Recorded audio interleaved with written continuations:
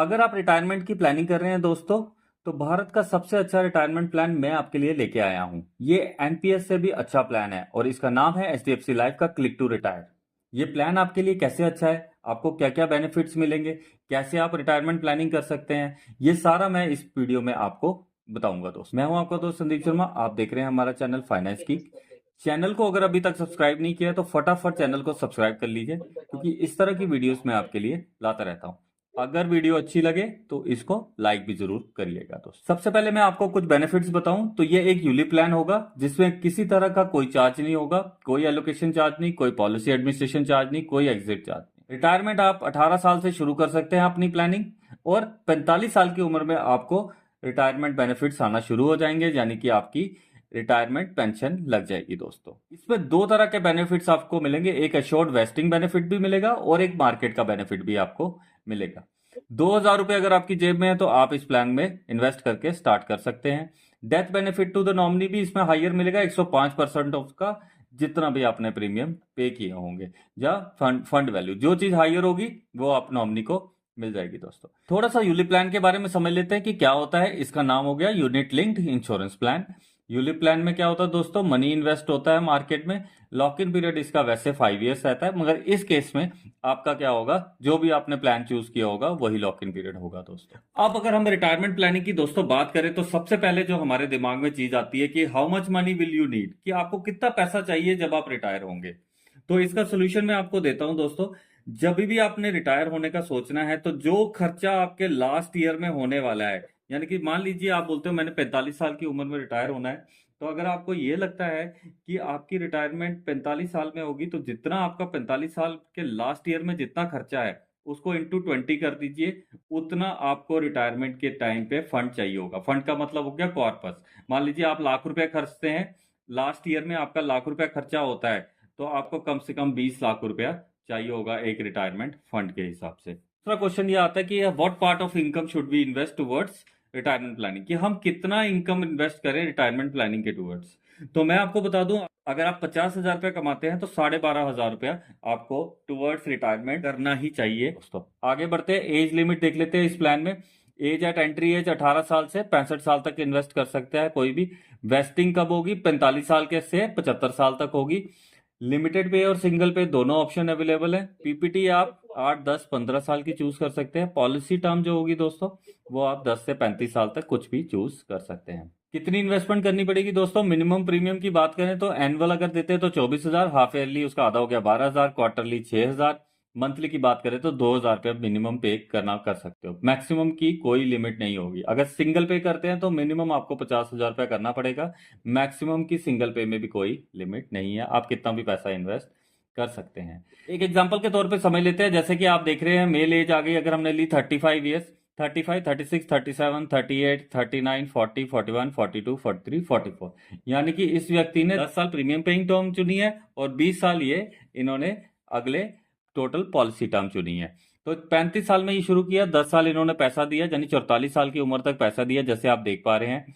उसके बाद ये इसमें पैसा कोई नहीं दिया, मगर जो फंड वैल्यू है वो ग्रो कर रही है। अगर हम मान के चले कि 8% से कितनी ग्रो की है, तो वो नीली आ गई, और जो दूसरी अगर 8% के हिसाब से देखें तो रेड वाली लाइन आ गई, और 4% के हिसाब से देखें तो आपकी वो ब्लू वाली लाइन आ गई दोस्तों। आगे समझते हैं दोस्तों इसको, जैसे कि इस व्यक्ति ने 1 लाख रुपए इन्वेस्ट किया हुआ है, तो टोटल पैसा कितना इन्वेस्ट किया, 10 लाख रुपए। अगर 8% के रिटर्न के हिसाब से देखें तो टोटल फंड वैल्यू जो बन रही है, जो रेड लाइन हम देख पा रहे थे, जो रेड लाइन के हिसाब से पैसा बनेगा वो बनेगा 23,79,730, यानी एनुअल एन्युटी कितने मिलेगा, साल का कितना पैसा मिलेगा, 1,77,000 रुपये आपको पेंशन मिल जाएगी।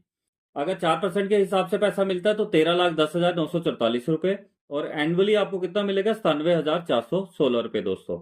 ये इस तरह से आपको पैसा मिलेगा।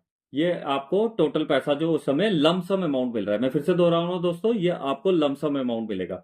आगे इस लमसम अमाउंट को आपको पेंशन में कैसे बदलना है, इस वीडियो को देखते रहिए। अगर वीडियो अच्छी लग रही है तो लाइक कर दीजिए फटाफट। ये आगे बढ़ते हैं, वेस्टिंग बेनिफिट के बारे में जानते हैं। वेस्टिंग क्या होती है, वेस्टिंग होती है दोस्तों एक तरह से मैच्योरिटी हो गई। अब आपकी मैच्योरिटी हो गई तो आप वेस्टिंग होगी। वेस्टिंग कैसे करनी है, फंड वैल्यू मिलेगी आपको और शॉर्ट वेस्टिंग बेनिफिट मिलेंगे।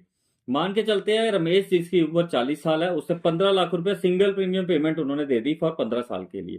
यानी कि उन्होंने 15 लाख रुपया लगाया, एज ए सिंगल पेमेंट दी उन्होंने 15 साल के लिए। मेच्योरिटी पे उनको क्या मिलेगा? फंड वैल्यू की बात करें, अगर 8% का रिटर्न मिलता है तो उनको मिलेगा 34,29,371 रुपए। इसी तरह अगर 4% उनका फंड ग्रो करता है 4% पे, तो उनको मिलेगा 19,46,960 रुपए। आगे देखते हैं, एक और चीज उनको मिलेगी, वो होगा assured wasting benefit. Short wasting benefit आपको कितना मिलता है? 115% मिलता है। इसका दोस्तों एक प्रॉपर चार्ट है, चार्ट मैं आपको शेयर कर दूंगा, अगर आपको चाहिए कोई भी मुझसे कमेंट सेक्शन पे मांग सकता है ये चार्ट, मैं उसको ये पूरा चार्ट शेयर कर दूंगा। 115% यानी कि 17,25,000 आपको मिलने ही मिलने हैं, ये अश्योर्ड चीज है। एक अश्योर्ड चीज होगी और दूसरी होगी फंड वैल्यू। अब आप मान के चलते हैं कि उनको 8% के हिसाब से रिटर्न मिले, तो जो ज्यादा होगा, अश्योर्ड वेस्टिंग बेनिफिट से ज्यादा फंड वैल्यू है, तो इनको कितना पैसा मिलेगा? 34,29,371 रुपए मिले। पेमेंट ऑफ वेस्टिंग डेट देखेंगे दोस्तों कि कैसे कर सकते हैं। अब फॉर एग्जांपल आप अपनी जो वेस्टिंग डेट है उसको डेफर करना चाहते हैं। आपने सोचा कि आप 45 साल की उम्र में रिटायर होना चाहते हैं, नहीं उसके बाद आपको लगा नहीं मैंने 45 साल की उम्र में रिटायर नहीं होना, मैं आगे जाके 60 साल की उम्र में रिटायर होऊंगा, तो आप अपनी वेस्टिंग डेट होगी, मेच्योरिटी डेट को आप आगे इसको डेफर कर सकते हैं। तो इसमें डेफरमेंट का ऑप्शन भी आपको मिलता है दोस्तों। डेथ बेनिफिट की दोस्तों बात करें तो नॉमिनी को अगर डेथ हो जाती है तो नॉमिनी को क्या मिलेगा? फंड वैल्यू, और या फिर 105% of the total premium paid till date, जो भी चीज ज्यादा होगी वो उनको मिल जाएगी दोस्तों। सबसे इंपॉर्टेंट बात आती है दोस्तों कि अब हमारी पॉलिसी मैच्योर हो गई हुई है, तो हम उसकी वेस्टिंग कैसे करेंगे? जो भी आपको पैसा मिलेगा, मान लीजिए आपको 100% पैसा मिला, उसका 60% जो भी होगा वो आपने अपने पास रख सकते हो एज ए लमसम अमाउंट। जो बाकी पैसा होगा वो आपको कोई एन्युटी परचेज करनी होगी। एन्युटी दोस्तों हो गई किसी तरह का कोई एक डायरेक्ट प्लान परचेज करना होगा जिससे आपको पेंशन लग जाएगी। अगर एचडीएफसी से लेते हैं तो 60% का ऑप्शन। अगर आप किसी और इंश्योरर के पास जाते हैं, फॉर एग्जांपल आप बोलते हो हम एलआईसी के पास जाएंगे या टाटा एआई के पास जाएंगे, मैक्स के पास जाएंगे, तो आपको 50% ऑफ द अमाउंट आप वहां पे यूटिलाइज कर सकते हैं फॉर पॉलिसी, राइट। अब डेथ बेनिफिट की दोस्तों बात करते हैं। अगर खुदा ना खास्ता पॉलिसी होल्डर की डेथ हो जाती है तो जितना भी प्रोसीड होगा वो सारा का सारा विड्रॉ कर सकता है जो नॉमिनी होगा, या वो जो भी पैसा होगा उससे वो इमीडिएट एन्युटी और डेफर्ड एन्युटी परचेज कर सकता है, जो भी एन्युटी रेट उस समय चल रहे हो। फंड एलोकेशन की दोस्तों बात करें तो 3 फंड है जिसमें पैसा लगाया जाता है: pension equity plus fund, pension income fund और पेंशन कंजर्वेटिव फंड। ये आप पे डिपेंड करता है, आप चूज कर सकते हैं। पेंशन इक्विटी फंड जो दोस्तों है उसमें मैक्सिमम पैसा कहां लगता है? इक्विटी में लगता है, इसलिए रिस्क एंड रिवॉर्ड भी हाई होगा। पेंशन इनकम फंड में बहुत ही बैलेंस लगता है, इसमें ज्यादा पैसा जो लग रहा है आप देख सकते हैं गवर्नमेंट सिक्योरिटीज में लग रहा है। पेंशन कंजर्वेटिव फंड है उसमें उसमें दोस्तों मनी मार्केट में 60% तक लगता है और 40 to 100% तक जो होता है वो गवर्नमेंट सिक्योरिटीज में लगता है। तो दोस्तों ये आपको डिसाइड करना है कि आप कितना रिस्क लेना चाहते हैं। अगर मेरी सजेशन मांगेंगे तो आप पेंशन इक्विटी फंड में पैसा जरूर लगाइए दोस्तों। अगर वीडियो आपको पसंद आई है दोस्तों, पसंद आ रही है तो लाइक कर दीजिए। पॉलिसी चार्जेस की बात करें दोस्तों तो premium allocation charge 0, policy administration charge nil, उसके बाद मोर्टेलिटी चार्ज नील, उसके बाद अगर हम देखें तो डिस्कंटिन्यूएशन चार्ज भी नील है दोस्तों।